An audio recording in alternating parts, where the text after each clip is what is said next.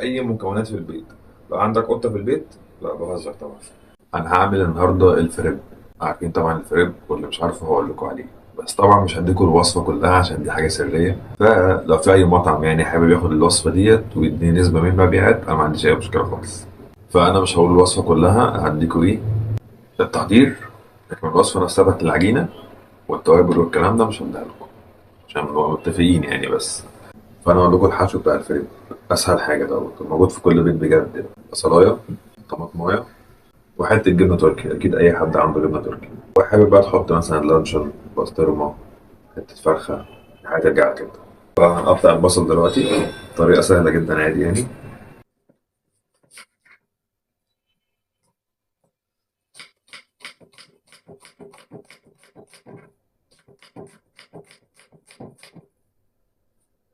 طرنشات كده رفيعه.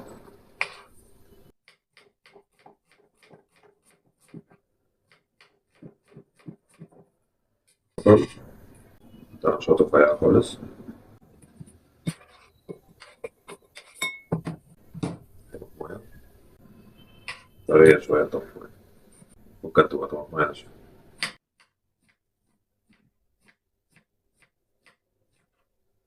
تتبهدل مننا.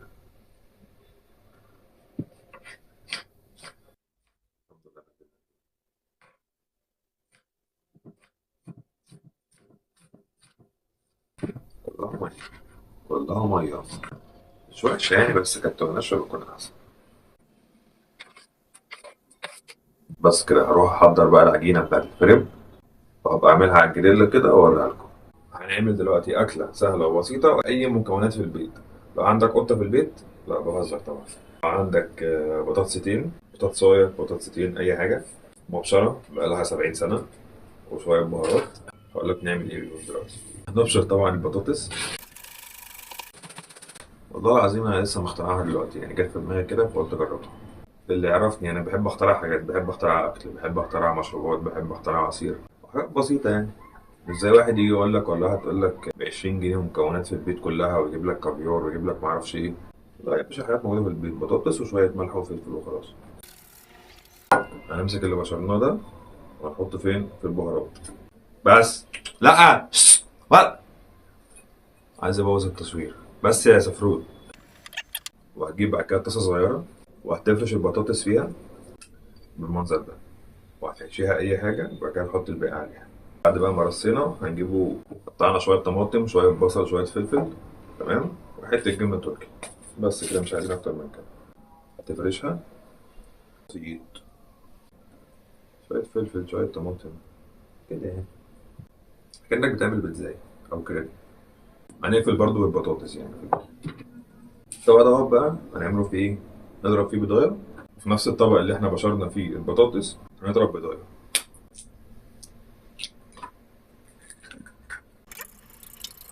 هتوزعها بقى. anyway ما توزعتش. مشكلة البيض اللي هو بينزل مرة واحدة. بس سهل، محلولة محلولة. هنعمل كده. الجيش قال لك اتصرف، لازم تتصرف. هعمل بداية عادي، أصلا اللي ياكل محدش ياكل غيري. بس كده، دي التحفة الفنية بتاعتنا. باينة كده؟ ماشي، يعتبر شغال. هوريها لكم بعد ما تطلع من على النار. احطها بقى على النار بس بصوت واطي عشان محدش يسمع.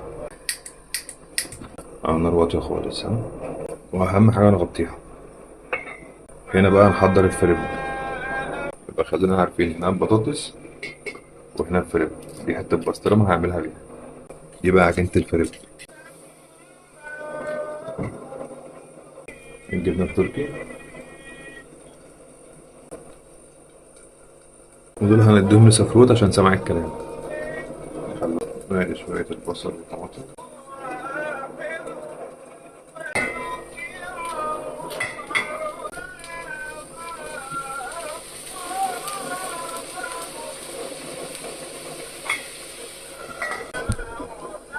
بص الفريب كده اتقلب على الجنب ده، وهنفرغوه بقى كده عشان يستوي، وهنسيبه يستوي كده شوية.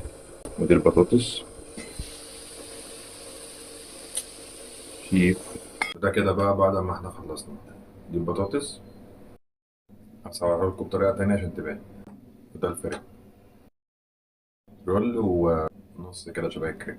طبعا اهم حاجه الكاتشب، ما لقيتش كاتشب مقاطع بس للاسف جبت دوت بطعم الكاتشب حراق يعني حلو. بص ده شكلهم كده، ده الفريب. والله العظيم انا فنان، انا فنان. ودي البطاطس شيف عليا الطلاق شيف. بص بص التفاصيل، بص الجمال، بص الجبنه السايحه اللي جوه، بص البسطرمه، بص الفلفل. والله انفع والله. لازم اجرب بقى وادوق. ابدا بايه؟ تعال نجربوا الفريب. ماشي، سخنه. تعال نجرب البطاطس. المفروض اجيب شوكه صح؟ اجيب شوكه واجيب البطاطس. شفت الجبنه بتشد. والله فنان، مش بقول كده عشان اللي عاملها، والله جميله. عشان كده بفضل البطاطس، لان انا كنت عملت بطاطس شرايح مثلا او حاجه زي كده، كانت هتبقى تاخد وقت في السوا كبير وتحتاج بقى فرن ومش فرن وقصه. عارفين كان ناقصها ايه؟ ناقصها فراخ، يتقطع جواها فراخ كده هتبقى جميله، حته تانيه خالص. دي حته من غير كاتشب كده. بص بص عامله ازاي. قادر سخنه. مم.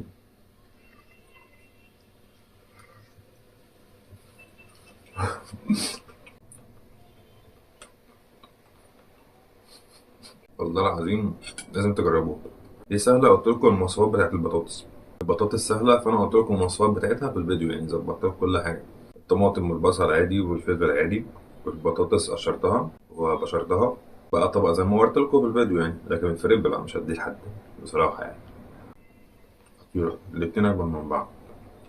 هكمل مع نفسي بقى. باي باي يا جماعة. والله عايز اقول لكم اتفضلوا، بس للأسف يعني للأسف مضطر اكل كل ده لوحدي للأسف يعني، وانتوا لأ. بس الموضوع يستاهل يستاهل. العمالة ما خدتش مني 5 دقايق، وبص في الآخر. يا سلام يا سلام. ده أقل واجب دوت كده يتباع ب175 جنيه ولا ب200 جنيه دوت. بس لو اتنظم شوية يعني اتنظمت شوية، أقل واجب 120 130 بصراحة. وبعد ما خلصنا طبعا لازم نبلع بحاجة خفيفة.